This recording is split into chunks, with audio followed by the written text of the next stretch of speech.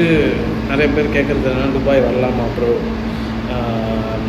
Job தேடலாமா, job market எப்படி இருக்குது, எப்படி வருது, ஏஜென்ட் மூலமாக வருதா, இல்லை எப்படி வருது, நம்ம வந்து தேட முடியுமா, என்ன ஏது.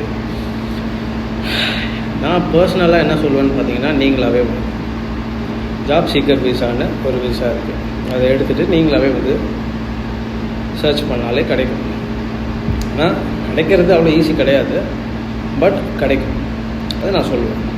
ஓகேங்களா. ரெண்டாவது விஷயம் பார்த்தீங்கன்னா, ஏஜென்ட் மூலமாக வரலாமான்னு கேட்டிங்கன்னா, தட்ஸ் யுவர் சாய்ஸ். நான் எதுவுமே சொல்ல மாட்டேன் நீ ஏஜென்ட் மூலமாக தான் வரணும், ஏஜென்ட் மூலமாக தான் வரக்கூடாது, இதெல்லாம் நான் சொல்ல மாட்டேன். That's your choice.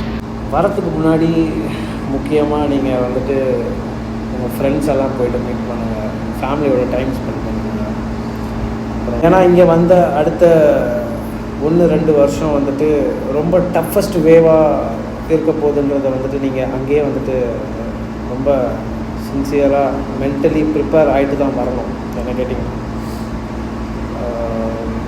ஏன்னா இட்லி சாப்பிட்ணுன்னு நினைக்கிற நேரத்தில் இட்லி கிடைக்காது, தோசை சாப்பிட்ணுன்னு நினைக்கிற நேரத்தில் தோசை கிடைக்காது.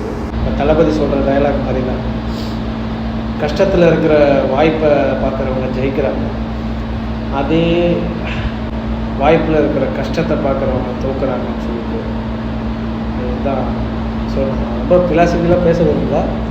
Okay friends,